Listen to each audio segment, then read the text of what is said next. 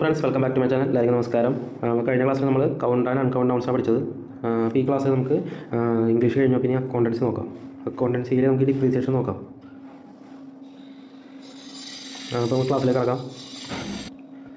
Depreciation നമ്മളെല്ലാവരും കേട്ടിട്ടുള്ളൊരു വേർഡാണ്. Depreciation refers to the systematic allocation of the cost of a tangible fixed asset over its useful life. It represents the reduction in the value of an asset due to wear and tear, obsolescence and passage of time. അപ്പോൾ ഇത് important ആണ്. Depreciation മെയിനിൽ വരുന്നത് ഒരു അസറ്റിൻ്റെ value depreciate ചെയ്യും. ഇപ്പോൾ നമ്മൾ ഇന്നൊരു machinery ഒരു 10 ലക്ഷം രൂപ മെഷീനറി വാങ്ങി, അതിൻ്റെ യൂസ്ഫുൾ ലൈഫ് ഒരു 10 വർഷം ആയിരിക്കും. അപ്പോൾ 10 വർഷം കഴിയുമ്പോഴേക്കും ആ മെഷീനറിയുടെ ഇന്നത്തെ വാങ്ങിയ വാല്യൂ അത് വിൽക്കാൻ നേരത്തെ കിട്ടില്ല. അപ്പോൾ ഒരു 10 വർഷം കഴിയുമ്പോൾ ആ മെഷീനറി നമുക്ക് റീപ്ലേസ്മെൻറ്റ് ചെയ്യേണ്ടി വരും. പക്ഷേ ആ ഒരു എഫക്റ്റ് മെയിൻറ്റെയിൻ ചെയ്യാൻ എല്ലാ വർഷവും ഇത്ര ശതമാനം വെച്ച് നമ്മൾ ഡിപ്രീസിയേഷൻ പ്രൊവൈഡ് ചെയ്യും ആ അസറ്റ് റീപ്ലേസ് ചെയ്യാൻ വേണ്ടി. അതിനെയാണ് നമ്മൾ ഡിപ്രീസിയേഷൻ എന്ന് പറയുന്നത്. അപ്പോൾ mainly due to wear and tear, obsolescence and passage of time. ഇതിന് നമ്മൾ നേരത്തെ കോസസ് ഓഫ് ഡിപ്രീസിയേഷൻ ഒന്ന് വെയർ ആൻഡ് ടിയർ, ഒബ്സലൻസ് എന്ന് പറയുമ്പോൾ ടെക്നോളജിക്കൽ അഡ്വാൻസ്മെൻറ്റ് എന്തെങ്കിലും വരുമ്പോൾ പുതിയ ടെക്നോളജി വരാൻ നേരത്ത് പഴയതിൻ്റെ അസറ്റ് ചേഞ്ച് ആവും. പിന്നെ ഡിപ്ലീഷൻ എന്ന് പറയുമ്പോൾ നാച്ചുറൽ റിസോഴ്സസിനാണ് ഡിപ്ലീഷൻ എഫക്റ്റ് ആവുന്നത്. പിന്നെ ഈ പാറ്റൻസിനും ലീസിനും ടൈം പ്രകാരം അത് വാല്യൂ കുറഞ്ഞുകൊണ്ടിരിക്കും.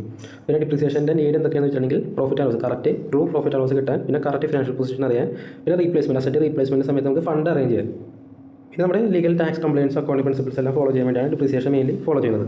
അപ്പോൾ നമ്മൾ മെയിൻലി യൂസ് ചെയ്യുന്ന ഡിപ്രീസിയേഷൻ ഫോർമാറ്റാണ് single line, straight line method.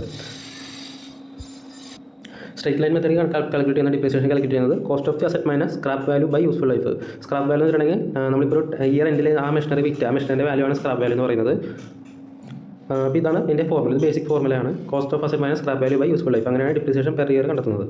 ഇനി അടുത്തൊരു മെത്തേഡാണ് written down value method. Companies act പ്രകാരം നമ്മൾ റിട്ടേൺ ഡൗൺ വാല്യൂ മെത്തേഡാണ് ഫോളോ ചെയ്യേണ്ടത്. സ്ട്രൈറ്റ് ലൈൻ മെത്തേഡിൽ എല്ലാ വർഷവും സെയിം ഇത് തന്നെ ആയിരിക്കും, സെയിം ഡിപ്രീസിയേഷൻ തന്നെ ആയിരിക്കും ത്രൂ ഔട്ട് ദി ഇയർ, അല്ല എല്ലാ വർഷവും. റിട്ടേൺ ഡൗൺ വെച്ചിട്ടുണ്ടെങ്കിൽ നമ്മൾ ഫിക്സ്ഡ് പെർസെൻറ്റേജ് ബുക്ക് വാല്യൂലാണ് അപ്ലൈ ചെയ്യുന്നത്. Depreciation equal to book value rate of depreciation suitable for asset losing efficiency over time. അപ്പോൾ റിട്ടേൺ ഡൗൺ വാല്യൂ മെത്തേഡാണ് നമ്മൾ മെയിൻലി യൂസ് ചെയ്യുന്നത്. ഇപ്പോൾ ഒരു 1000ൻ്റെ ഒരു മെഷീൻ്റെ വാല്യൂ 1000 ആണ്.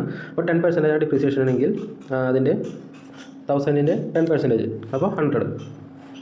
അപ്പോൾ നെക്സ്റ്റ് ഇയർ ബുക്ക് വാല്യൂ 900 ആയിരിക്കും. അപ്പോൾ റിട്ടേൺ ഡൗൺ വാല്യൂ പ്രകാരം അടുത്ത ഡിപ്രീസിയേഷൻ എന്ന് പറയുന്നത് 900 10%. അപ്പോൾ ഇങ്ങനെയാണ് ഓരോ വർഷവും റിട്ടേൺ ഡൗൺ വാല്യൂ മെത്തേഡ് പ്രകാരം ചെയ്തു പോകുന്നത്. പക്ഷേ സ്ട്രൈറ്റ് ലൈൻ മെത്തേഡ് ആണെങ്കിൽ എല്ലാ വർഷവും 100 തന്നെ ആയിരിക്കും. ഇനി അടുത്തതാണ് sum of year digit method. ഇത് ഹൈ ഡിപ്രീസിയേഷൻ ചാർജിന് early years reduce over time. High depreciation ആയിരിക്കും ഇതിന് ചാർജ് ചെയ്യുന്നത്. നേരെ മറിച്ച് ഇവിടെ റിട്ടേൺ ഡൗൺ വാല്യൂ മെത്തേഡിലും സെയിം കൺസെപ്റ്റ് തന്നെയാണ്. ഹൈ ഡിപ്രീസിയേഷൻ ആയിരിക്കും ആദ്യം ചാർജ് ചെയ്യുന്നത്. ഈ സംഭവം എന്ന് വെച്ചിട്ടുണ്ടെങ്കിൽ നമ്മൾ sum of year digit method എടുക്കും. ഇപ്പോൾ 10 ഇയർ ആണ് ലൈഫ് യൂസ്ഫുൾ ലൈഫ് എങ്കിൽ നമ്മുടെ ഇതിൻ്റെ സം എടുക്കും. 1 + 2 + 3 അങ്ങനെ ഇതിൻ്റെ സം എടുക്കും. അപ്പോൾ 55. അപ്പോൾ ഫസ്റ്റ് ഇയർ ഡിപ്രീസിയേഷൻ കണ്ടെത്തുന്നത് 10/55 ആയിരിക്കും.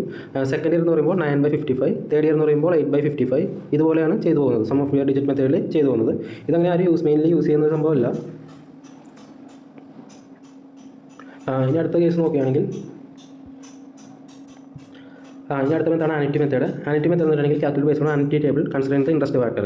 അപ്പോൾ ജസ്റ്റ് ഒരു ആനിറ്റി മെത്തേഡ് എന്ന് വെച്ചാൽ ജസ്റ്റ് ഒരു ടേബിൾ ഉണ്ടാവും. ഇപ്പോൾ ഒരു 10% ആണെങ്കിൽ ആനിറ്റി ഫാക്ടർ എന്ന് പറയുമ്പോൾ 0.98, അങ്ങനെ 0.8 ഇതുപോലത്തെ ഒരു ടേബിൾ ഉണ്ടാവും. അപ്പോൾ ഓരോ വർഷം ഏത് റേറ്റാണ് കാൽക്കുലേറ്റ് ചെയ്യേണ്ടത് ഒരു ടേബിൾ ഉണ്ടാവും. ആ ടേബിൾ പ്രകാരമാണ് ആനിറ്റി മെത്തേഡ് മെയിൻലി ചെയ്യുന്നത്. അടുത്തതാണ് production unit method. Depreciation based on actual usage rather than time. അപ്പോൾ നമ്മൾ എത്രമാത്രം പ്രൊഡ്യൂസ് ചെയ്തു അത് പ്രകാരമാണ് ഇത് യൂസ് ചെയ്യുന്നത്. അപ്പോൾ ഡിപ്രീസിയേഷൻ കണ്ടെത്തുന്നത് cost of the asset minus scrap value by total estimated production. ഇങ്ങനെയാണ് ഈ മെത്തേഡ് പ്രകാരം കാൽക്കുലേറ്റ് ചെയ്യുന്നത്. അടുത്തത് മെഷീൻ അവർ റേറ്റ് മെത്തേഡ്. ഇപ്പോൾ ആക്ച്വൽ എത്രയാണ് മെഷീൻ അവർ യൂസ് ചെയ്തു അത് പ്രകാരമായിരിക്കും ഡിപ്രീസിയേഷൻ കണ്ടെത്തുന്നത്. പിന്നെ ഡിപ്രീഷൻ മെത്തേഡ് യൂസ് ചെയ്യുന്നത് മെയിൻലി ഈ നാച്ചുറൽ റിസോഴ്സസിനൊക്കെ ആയിരിക്കും. കാരണം അത് നമ്മൾ ഇങ്ങനെ മൈൻഡ് ചെയ്യുന്നവരും അത് തീർന്നുകൊണ്ടേയിരിക്കും. ഇപ്പോൾ ഓയിൽ റിഗ്സോ അങ്ങനെയാണ് നമ്മൾ ചെയ്യുന്നത്. ഇപ്പം ഓയിൽ റിഗ്സ് ചെയ്ത് തീർന്നു പോകും. നമ്മളിങ്ങനെ മൈൻഡ് ചെയ്തുകൊണ്ട് അത് തീർന്നുകൊണ്ടേയിരിക്കും.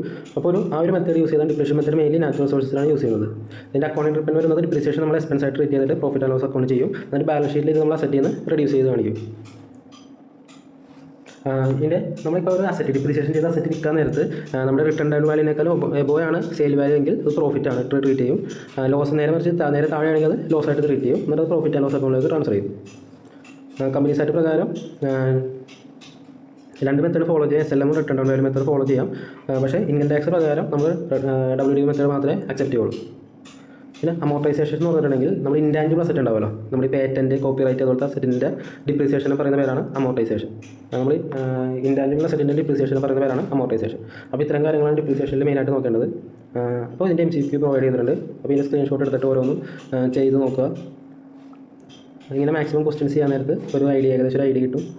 സിമ്പിളാണ്, വലിയ തലപോക്കാണൊന്നുമില്ല. മാക്സിമം ഇതുപോലത്തെ ക്വസ്റ്റ്യൻസ് ചെയ്ത് നോക്കുക. പല മെത്തേഡിലും ക്വസ്റ്റ്യൻസ് ചെയ്ത് നോക്കുക. ഇതിൻ്റെ സ്ക്രീൻഷോട്ട് എടുക്കുക, എന്നിട്ട് ആൻസർ ചെയ്യാൻ നോക്കുക. ഇതുപോലത്തെ ക്വസ്റ്റ്യൻ മെഷീൻ അവർ മെത്തേഡ് പ്രകാരം എങ്ങനെയാണ് കാൽക്കുലേറ്റ് ചെയ്യേണ്ടതെന്നുള്ള ഇത് ഡിപ്രീസിയേഷൻ സ്ട്രൈറ്റ് ലൈൻ മെത്തേഡാണ്. ഒരു മെഷീനറി മെത്തേഡ് ഇവിടെ ഉണ്ട്. അപ്പോൾ ഇത് പ്രകാരം നിങ്ങൾ വർക്കൗട്ട് ചെയ്ത് നോക്കുക.